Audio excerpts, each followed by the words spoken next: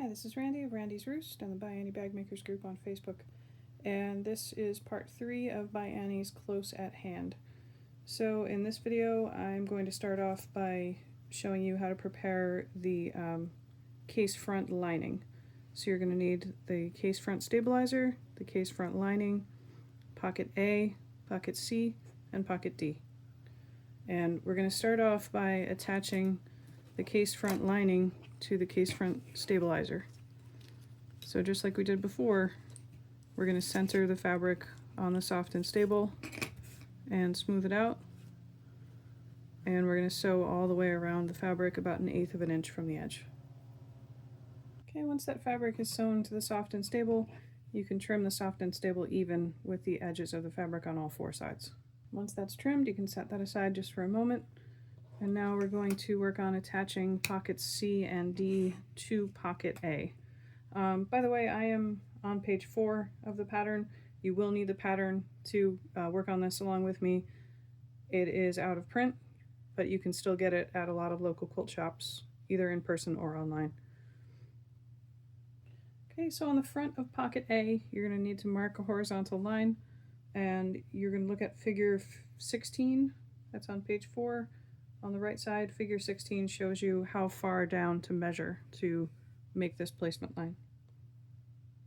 Okay, so we're going to take pocket C and we're going to align its bottom edge, the bottom of the binding. We're going to align that with the line that we marked. Okay, and the top edge of your pocket C should align with the top edge of your pocket A. And your mesh and a little bit of binding should be hanging over the edges a little bit. So what we need to do now is sew this pocket C to pocket A. We're going to sew 1/8 of an inch from the edge of pocket A down the side, across the bottom of the binding, and up this side. You're not going to sew across the top, and once you do that, you can trim the mesh and the binding even with pocket A. Okay, once that's trimmed, we're going to bring back pocket D. And now the way this is worded in the pattern, the placement of this is a little bit confusing. It might be easier if you just watch how I do this. Okay, so I'm going to take pocket D and put it on top of pockets A and C. And now what I should see when I look at this is at the top, I should see the binding of pocket D. And then right under it, butted up against it, I should see the bottom binding of pocket C. Okay, so that's pocket C. This is pocket D. Okay, now I'm going to sew starting at the top of the binding for pocket D. I'm going to sew all the way down the side, 1/8 of an inch from the edge of the fabric. I'm going to go across the bottom and back up to the top of the binding on pocket D. Okay, now we're going to trim away all the extra mesh and elastic, and I find that easiest to trim from the back, so that the majority of the bulk is against your table rather than sort of floating up in the air a little bit. And you're just going to trim that even with the lining fabric. Okay, now we're going to bring back our case front lining. That's the one where we attach lining fabric to one side of the soft and stable. We're going to look at the side we attach the fabric to, and we're going to take that pocket assembly we just made, and we're going to align it with the bottom and the sides of this. Then you can pin or clip that in place, and then we're going to sew these all together 1/8 of an inch from the edge. I recommend backstitching at the beginning and end of the sewing line. I forgot to mention, don't sew across the top of pocket A. So once you have that sewn on, you should have created 3 pockets. You've got pocket A, which goes all the way down to the bottom of this piece, and you've got the gathered mesh pocket C right here, and you've got another mesh pocket D. Okay, and you can set that aside for a moment. Next, we're going to work on the case back lining. So you'll need your case back stabilizer and your case back lining fabric. Just like we did before, we're going to take the fabric and center it on the soft and stable, smooth it out, sew it down, and trim away the excess soft and stable. Okay, once you have that trimmed, you need to take a look at figures 20 and 21. Those are at the top of page 5. And those figures are going to show you where you need to mark some placement lines. So you'll have one vertical line that's going to help us place pockets, and you'll have 3 horizontal lines that are going to help us place elastic loops. These, when you first look at these horizontal lines, they might look like you did something wrong. You didn't. There's supposed to be a big space here and a smaller space here, and it will work out fine. So once you have those marked, the next thing we need to do is attach those elastic loops. So when you attach the top elastic loop, you want the top of the elastic aligned with the top placement line. And then you're going to sew along the elastic's right edge and its left edge. And the pattern recommends going over each of these lines of sewing 2 or 3 times and backstitching really well, so that when you use these elastic loops, you don't rip the seam out. So that just provides a little extra security. Okay, so for this one, again, the top of the elastic is aligned with the placement line. For the other 2 elastic loops, their bottom edge is going to align with the line. So the bottom edge of the elastic aligns with the center placement line, and the bottom edge of the final piece of elastic aligns with the line. Okay, so now you can see that they're nice and evenly placed. For each one of those, you're just going to sew a couple of times along the right side and the left side of each piece. Okay, once you have the elastic sewn down, you can set that aside just for a moment. And now we're going to bring back pockets E and B.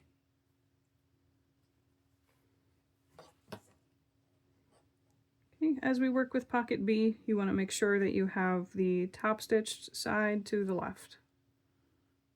Okay, now we're going to take pocket E and we're going to align the edge of the elastic with the top stitched edge of pocket B. Okay, you're going to have some extra mesh extending beyond the fabric on the top and the bottom and the right side. So now we need to stitch the mesh in place, and we're going to stitch along the top of this piece 1/8 of an inch from the edge of the fabric down the right side and across the bottom. Don't sew across the top because then you'd be sewing the mesh pocket closed. I realized the way I said that was probably a little confusing because since the pocket opens over here, I'm used to calling the opening of the pocket the top, but in this case, that's not the top, it's the side. I just meant don't sew the pocket closed. Okay, so now we can trim the mesh and the elastic even with the fabric. And then we're going to sew some division lines into this pocket. Okay, so if you take a look at figure 24, about halfway down on page 5, figure 24 shows you where to mark the lines that we're going to sew divisions. So you should have 2 lines, and what you're going to do is start sewing at the right of this pocket and sew right along that line till you get to the top of the binding, and then needle down and turn around and sew right back down the same line. And then you're going to do the same thing on the other line. Okay, once you sew the divisions into that pocket, it should look something like this. You should have a little tiny section in the middle and 2 slightly bigger sections on each end. So now we need to bring back the case lining. And we're going to align the top, bottom, and right edges of this pocket assembly with this lining piece.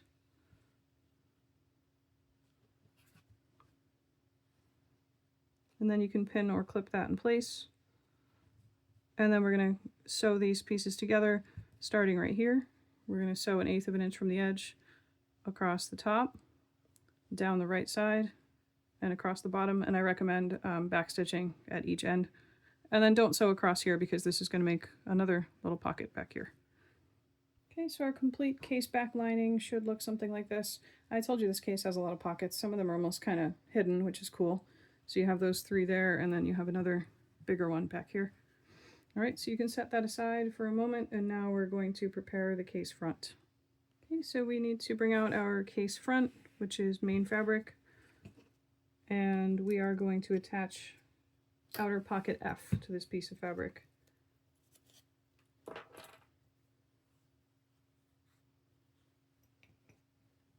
So we're going to align the bottom and sides of pocket F with the bottom and sides of the piece of main fabric. Then you can pin or clip that in place. And then we're going to sew across the top of the binding and down the right side, across the bottom, and back up the left side. Before you sew across the zipper, make sure that you move the zipper slide to the inside of the pocket. Okay, and then you're going to sew right back to where you started and backstitch. Once you have the pocket sewn in place, you can trim the zipper tape even with the fabric. Okay, so now we need to attach this piece to the case front lining. And that's the one that has the two mesh pockets. So we're going to flip this piece over so we're looking at the soft and stable. And then we're going to take this piece that we just were working with and align it on top of here. And should align on all sides. Okay, you're going to clip that in place really well, and then you're going to sew these pieces together 1/8 of an inch from the edges around all 4 sides. And again, make sure that zipper pull is out of your way as you sew across.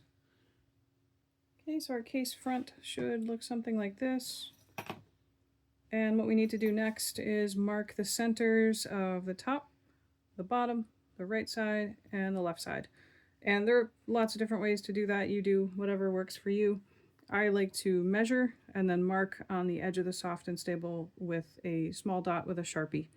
That it's going to be hidden inside the seams. You're never going to see it, and it can't fall out, unlike a pin. So that's my preferred method, but you do what works for you. Okay, once you have the centers marked, we need to round all 4 corners, and you will need your favorite 2.5 inch circular object. I use the Creative Grid circle rulers.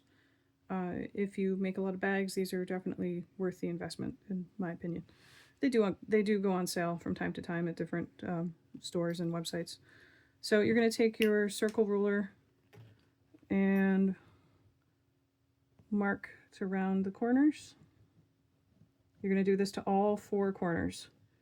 So you're going to make that mark, and then you're going to sew 1/8 of an inch inside the mark, and then cut on the line that you just drew for each of the 4 corners. Okay, so your finished case front should look like that. Okay, you can set that aside for a moment, and now we're going to work on the case back. Okay, so the first thing we're going to do for the case back is make the ID pocket, and that's a small piece of vinyl. And then you should have 2 pieces of coordinating fabric or contrasting fabric that are the ID pocket bindings. So you're going to follow the same steps we used to attach the bindings to the other pieces, and you're going to bind the 2 long edges of the vinyl. Okay, so there's the ID pocket with the binding on, and now you need to bring back your case front, which is main fabric. And then in figure 28 on page 5, you will see a measurement for a placement line. So you need to draw that placement line right across this piece, and then you're going to take the top edge of your ID pocket and align it with that line. And you can clip that in place. I don't recommend using pins on vinyl because a pin makes a hole that will never go away. So once that is clipped in place, you can start sewing right here, and you're going to sew 1/8 of an inch from the edge down the right side, across the bottom folded edge of the binding, and up the right side, and you want to backstitch at each end. Leave the top of this open because the purpose of this is so you can slip in an ID. Okay, it should look something like this, and then we're going to bring back our case back lining, and we're going to turn this over to the wrong side. When you turn this over, make sure you're not doing this, because then you'll wind up with your pockets facing the wrong way and your loops at the wrong side. So when you turn over a piece, a good practice is to turn it like you're turning the page in a book. So if you do this, everything will still be oriented the way it's supposed to be. Okay, so you want to be looking at the soft and stable side of this, and you're going to place your case back right on top and align all the edges. Now we're going to sew this in place just like we did with the case front. So clip it together, sew around all sides 1/8 of an inch from the edge, and then round the corners just like we did on the front. Also remember to mark your centers before you round the corners. I find it easier to mark those points before rounding the corners. Okay, so the case back should look like this. And that's it for this video. In the final video, we will put this all together and get the binder on. See you then.